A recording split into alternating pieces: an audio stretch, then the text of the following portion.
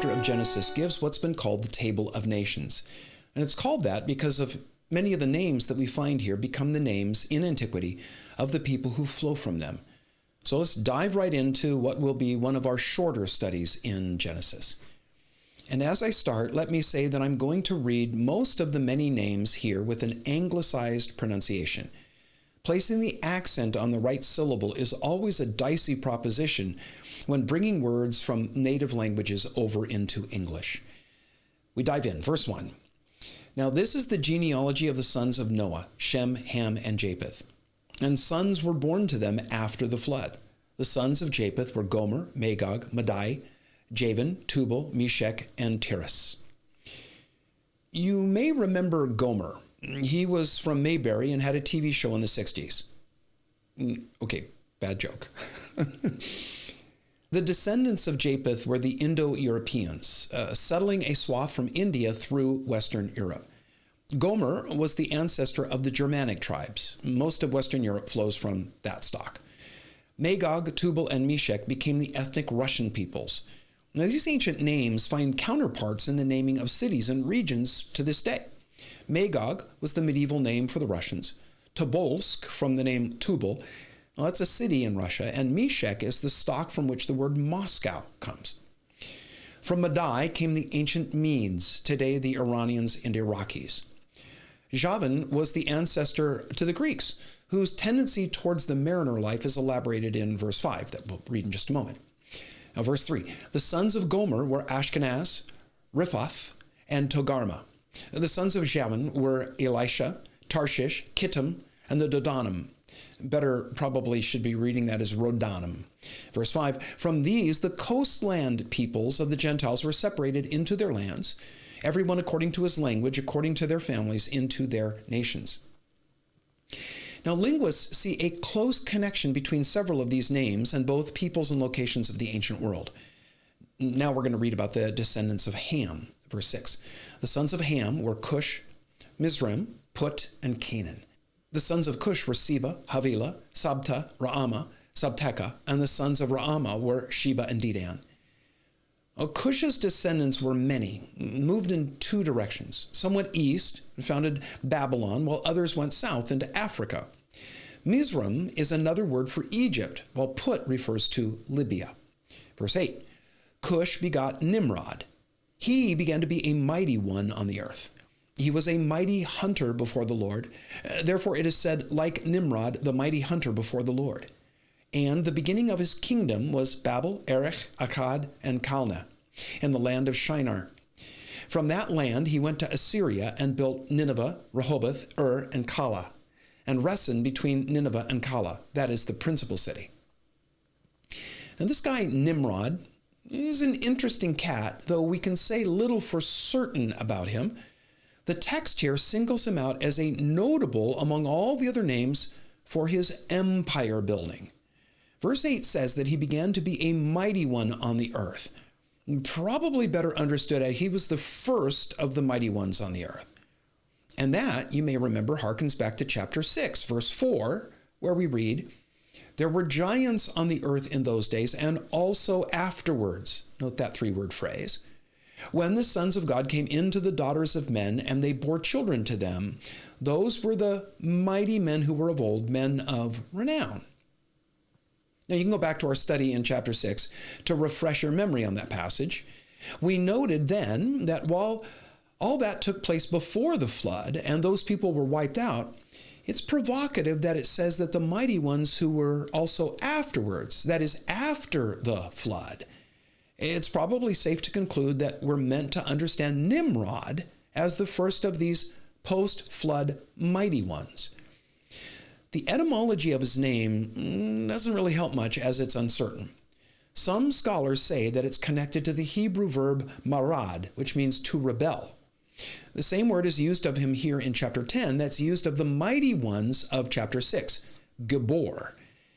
It refers to someone who's mighty in a physical sense. They're strong, a good fighter.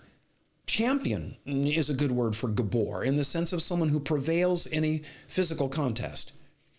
When physical prowess is put to use for purely selfish ends, we call that person a bully.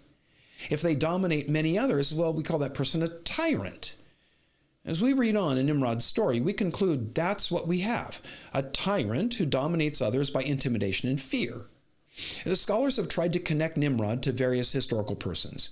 Some of those who have been offered as historical connections to Nimrod are Ninurta, the Assyrian god of hunting, Gilgamesh, the epic hero also described as a hunter, Marduk, the Babylonian god, and Sargon, the Sumerian king who was the first great empire builder.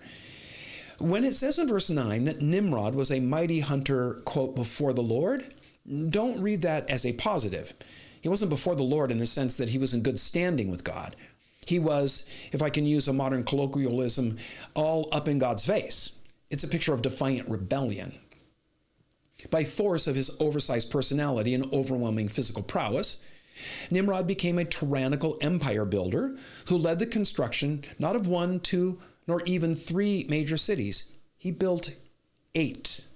Babel, Erech, and Nineveh are all well known to archaeologists.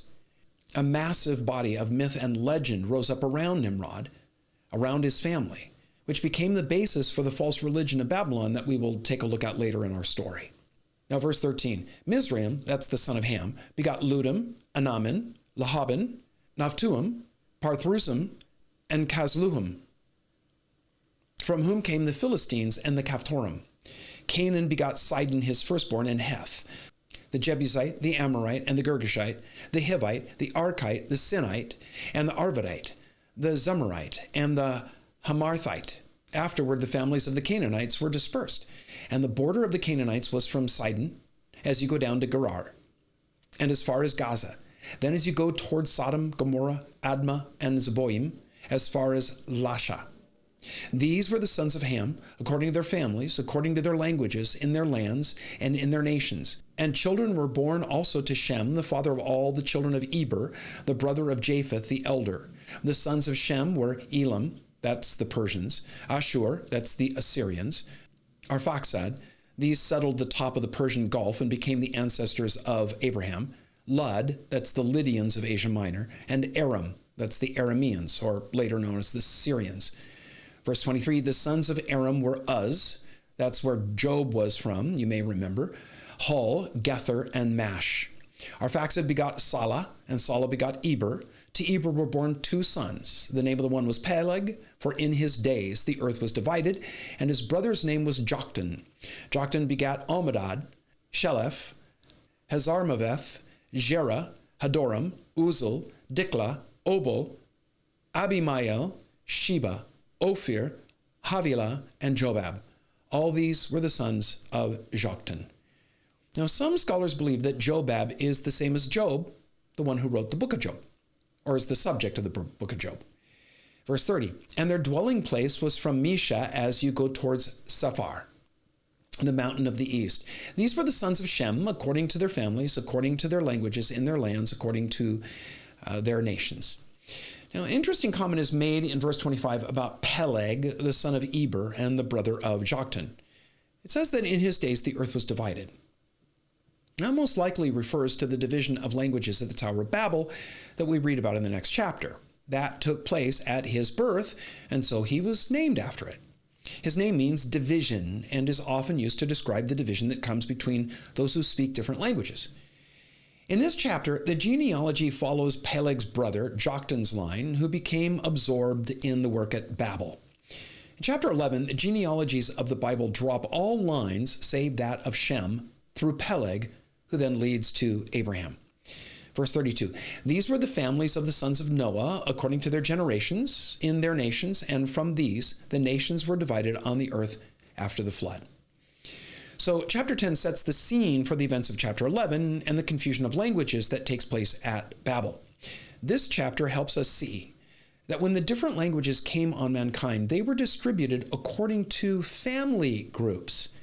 And we would expect this since God ordained the family and would preserve the structure of the family unit when the race was divided.